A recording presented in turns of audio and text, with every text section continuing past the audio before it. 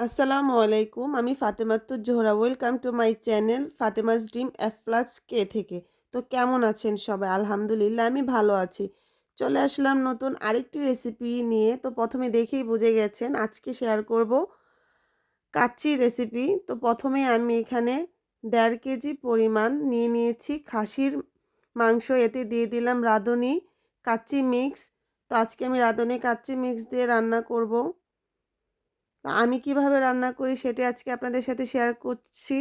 দিয়ে দিলাম এখানে সয়া সস। আমি ২ টেবিল পরিমাণ চামচ সয়া সস দিয়ে দিলাম।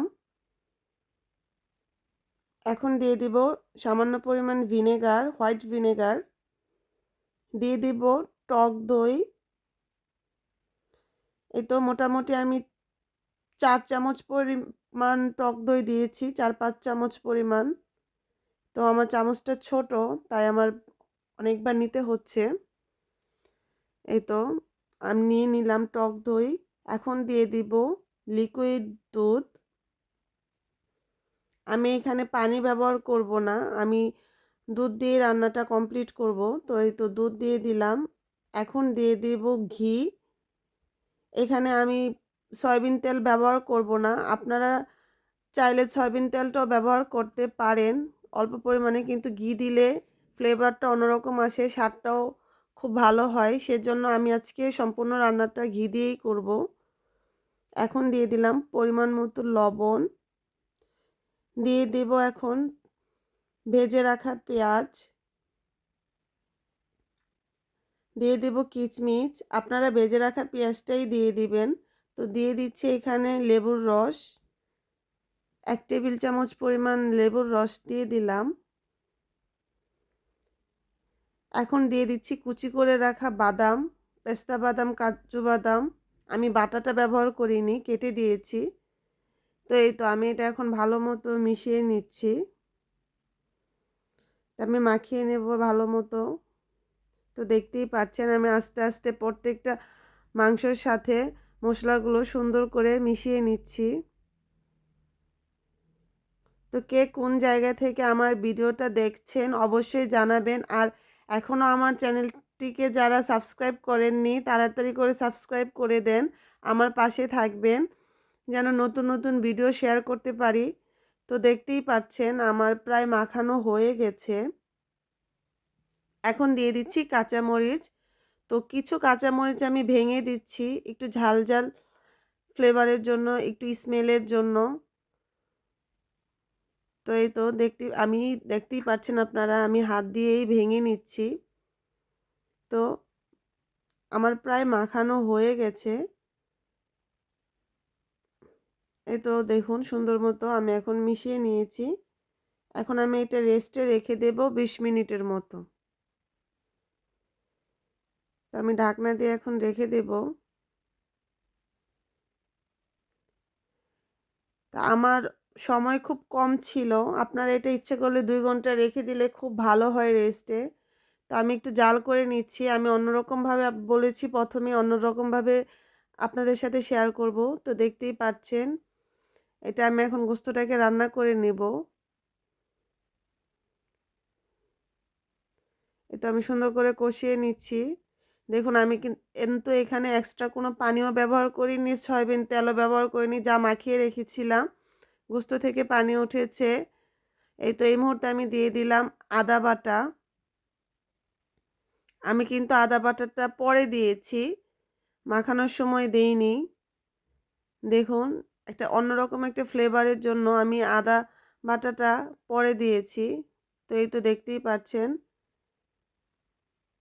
আমি নাড়াচাড়া করে নিচ্ছি। দেখুন কালারটাও মাশাআল্লাহ কতটা সুন্দর এসেছে।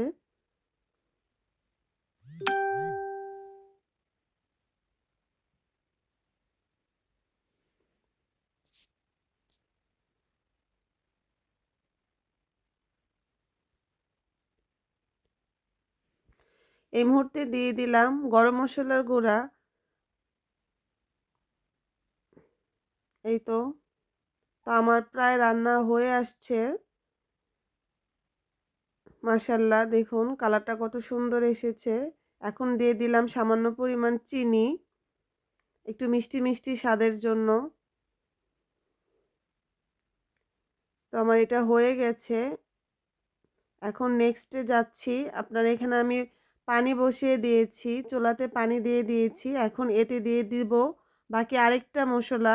আপনারা অনেকেই জানেন যে রাঁধুনি কাচ্চি মিক্সের সাথে ২ টা মসলার প্যাকেট থাকে। একটার ভিতরে আপনার মাংসের মসলা, আরেকটার ভিতরে আপনার চালটা যে রান্না করা হয় সেটা। তো আমি এখানে এলাচ, তেজপাতা, দারচিনি এগুলো সব দিয়ে দিলাম।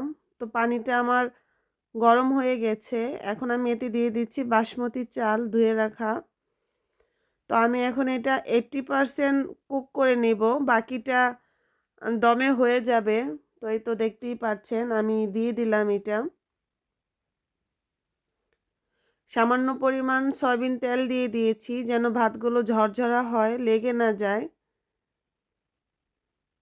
দিয়ে দিব একটু লবণ যেন ভাতের স্বাদটা ঠিক থাকে, সেজন্য আমি দিয়ে দিলাম একটু লবণ।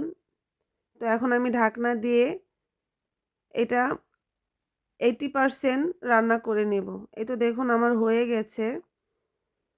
এই তো এখন আমি দমে দেওয়ার জন্য প্রথমে মাংসের পিসগুলো দিয়ে দিলাম। দেখুন ঘিটা কি সুন্দর হয়েছে আর কালারটা মাংসর মাশাআল্লাহ কতটা সুন্দর এসেছে। এখন এর উপরে আমি দিয়ে দিব আমার রান্না করে নেওয়া ভাতগুলো। এই তো দেখুন মাশাআল্লাহ চালটাও কেমন লম্বা লম্বা হয়েছে। আপনারা অবশ্যই এই প্রসেসে বাড়িতে রান্না করে দেখবেন। আলহামদুলিল্লাহ আশা করি আপনাদের কাছে অনেক ভালো লাগবে। দিয়ে দিলাম কিছু কিশমিশ। এখন এখানে আমি দিয়ে দিলাম গুঁড়ো দুধ, লিকুইড দুধ এবং ফুড কালার অ্যাড করে। আমার এখানে জাফরান ছিল না, আপনারা জাফরান পানিটাও দিতে পারেন। তো বাকি যে মাংসটা সেটাও আমি দিয়ে দিলাম এখন। এই তো দিয়ে দিচ্ছি। দেখুন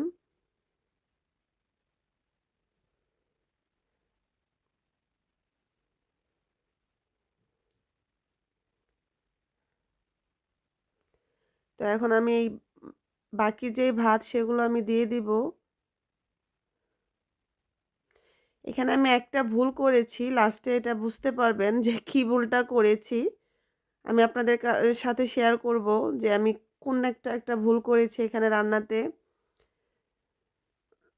এই তো দেখতেই পাচ্ছেন আমি আলুগুলো ভুলে গিয়েছিলাম। তো আমার নিচের লেয়ারে আলু দেওয়া হয়নি। তাই আমি একটু ভাতটাকে একটু নাড়াচাড়া করে উপর থেকেই এই আলুটা দিয়ে দিলাম। তো দেখতেই পাচ্ছেন এই আলুটা দিয়ে দিলাম। এখন বাকি যেই ফুড কালার দেওয়া দুধটাও আমি দিয়ে দিলাম। উপর দিয়ে দিয়ে দেবো এখন পেঁয়াজের বেরেস্তা। এই তো দিয়ে দিলাম। দিয়ে এখন আমি এটা দমে রেখে দেব ২০ মিনিটের মতো। অল্প আঁচে আমি এটা দমে রেখে দেব। এই তো আমি উপর দিয়ে ফয়েল পেপার দিয়ে দিয়েছি। ঢাকনা লাগিয়ে দিলাম। তো এই তো দেখতেই পাচ্ছেন আলহামদুলিল্লাহ আমার রান্না প্রায় হয়ে গেছে। এখন আমি এটা ২০ মিনিটের জন্য রেখে দেব। ২০ মিনিট পরেই এটা রেডি। তো এই তো বসিয়ে দিয়েছি ২০ মিনিটের জন্য। তো দেখতেই পাচ্ছেন কেমন হয়েছে, ভাতগুলো ঝরঝরা হয়েছে। আর রান্নাটা দেখতে কেমন হয়েছে অবশ্যই কমেন্টে জানাবেন। আর খেতে তো ভীষণ মজা হয়েছে, আপনারা বাড়িতে অবশ্যই ট্রাই করবেন। তো দেখুন আলহামদুলিল্লাহ অনেক সুন্দর হয়েছে। তো দোয়া করবেন আমার জন্য। Thanks for watching my video. Allah হাফেজ।